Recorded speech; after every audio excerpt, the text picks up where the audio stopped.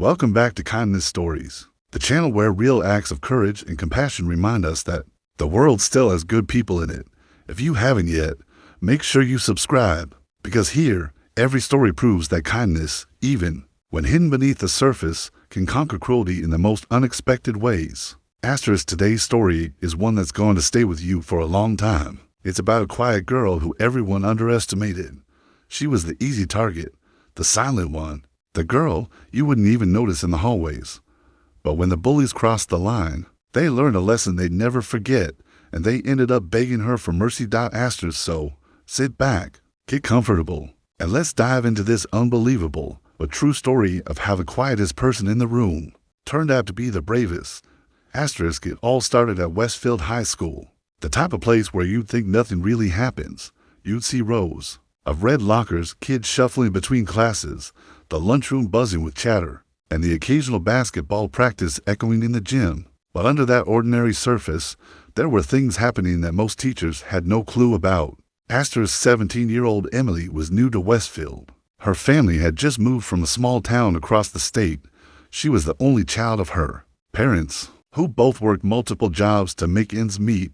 Emily had always been shy. She found comfort in books and music instead of loud parties and school dances. She wore simple clothes, mostly oversized sweaters and jeans, and her hair was always tied back in a loose ponytail. If you saw her in the hallway, you might not even notice her, and that's exactly how she liked it.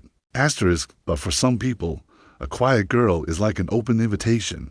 To the popular kids, the ones who fed off each other's attention, Emily was an easy mark. No friends, no one to stand up for her, no reason to hold back their cruel games. It started small. A shove in the hallway when no one was watching, spilling her books. Name calling that echoed behind her back. Emily would keep her head down, pick up her things, and pretend not to hear them. It made her an even bigger target, because nothing entertains bullies more than someone who doesn't fight back. The ringleader of this little group was Tiffany Adams. Tiffany was the kind of girl who had it all, or so everyone thought. The perfect hair, the designer bag, the string of followers who mimicked her every move. She thrived on attention, and she hated being bored. That's where Emily came in. A new toy to play with. One Thursday afternoon, things escalated. Emily was in the bathroom during lunch, trying to avoid the cafeteria because she couldn't stand the staring and the whispers. She thought she could hide there, just for 15 minutes, until the bell rang for the next class. But she wasn't as invisible as she hoped. Tiffany and her crew barged in, giggling like hyenas. They cornered Emily near the sinks. She froze, her back pressed against the cold tiled wall. Well, look what we have here. Tiffany sneered. You hiding again. You know what happens to rats who hide in bathrooms, right? Emily swallowed hard. She didn't respond. She never did. She thought that if she just stayed quiet, they'd get bored. But today was different. One of Tiffany's friends, Madison, reached for Emily's backpack and yanked it off her shoulder. The contents spilled across the wet floor. Notebooks, a pencil case, and a battered copy of a library book. Madison laughed and kicked the book toward the toilet stall. Oops. Better get that before it swims away, she taunted. Emily hesitated. She knelt down, her fingers brushing the wet floor, trying to gather her things. That's when Tiffany gave the final push. She gestured toward the toilet and said something Emily would never forget. Drink from it. Tiffany said, if you're gonna hide out in here like a rat, you might as well drink like one. Or maybe we'll do it for you. Emily felt her heart slam against her ribs. This was beyond humiliation. This was cruelty in its rawest form. She looked at their faces, twisted with glee, waiting for her to beg. She could taste the fear on her tongue, but something else bubbled up inside her. A feeling she didn't recognize. It was a slow burn that rose from her chest to her throat. Enough. Emily took a deep breath and stood up, taller than they'd ever seen her. Tiffany frowned. She wasn't used to seeing this girl look anyone in the eye. What? Are you gonna cry now? Go ahead.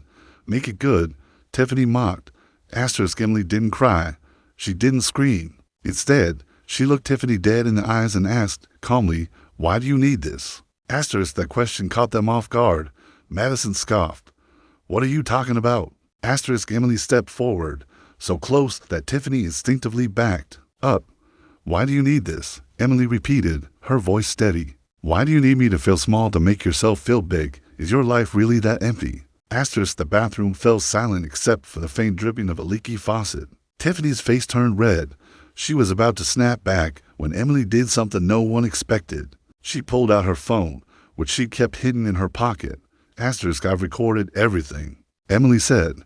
She showed them the screen, the recording app running, their laughter, their words, all of it.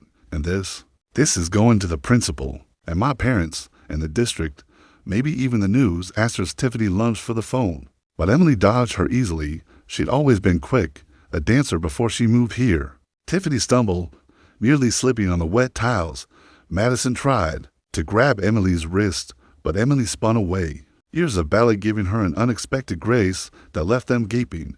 Asterisk. "You're bluffing," Tiffany shrieked. Asterisk. Emily just smiled, a smile so calm it sent a shiver through the girls who thought they had power. "Try me," she said. Asterisk. The bell rang in the distance, but no one moved. Tiffany's friends looked at each other, panic settling in. If that recording got out, they'd be ruined. No more perfect social media feed. No more golden girl image. Their parents would be called. They might even face suspension. Asterisk. And just like that, the power shifted. Asterisk. Tiffany's voice cracked. "Please, please don't. We were just joking. We didn't mean it, right, guys?" Her friends nodded eagerly, their bravado gone. Asterisk. Emily tilted her head, considering. She could feel their fear now. It wasn't as sweet as she thought it might be. It just felt sad. These girls, who had seemed untouchable, were just kids clinging to scraps of control. Asterisk. "I'll think about it," Emily said. "But here's the thing. You're going to stay away from me. You're going to stay away from anyone you think is weak. Or this," she waved her phone, "goes to everyone. Understand?" Asterisk. They nodded so fast their heads nearly bobbled off their shoulders. Tiffany's eyes glistened with tears she was fighting to hold back. Emily could see the truth now. The queen bee was nothing more than a scared kid desperate to keep her crown. Asterisk. Emily gathered her things, slipping her phone back in her pocket. She felt lighter somehow, even as her knees trembled. She didn't say another word. She didn't have to.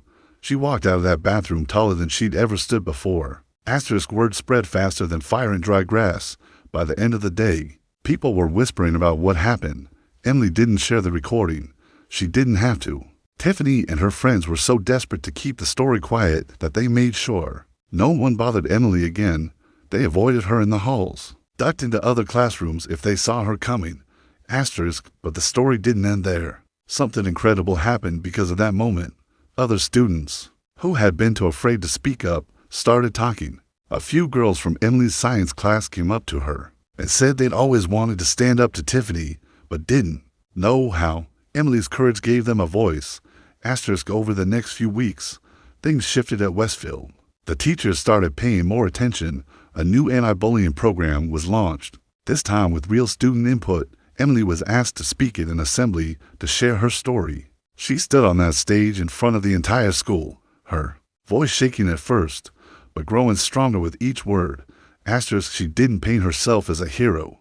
She talked about fear, about loneliness, about how silence can be louder than any scream when people choose to look the other way. And she talked about the power that comes from realizing you don't have to fight alone. Asterisk. By the end of her speech, there was silence. Then, applause, real, heartfelt, thunderous applause for the first time. Emily wasn't invisible. She wasn't the quiet girl anymore.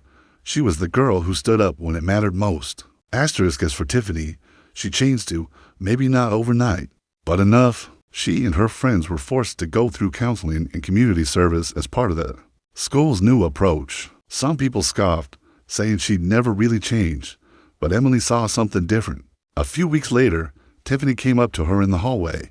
There were no cameras, no audience, no followers, just the girls who once hated each other. Asterisk.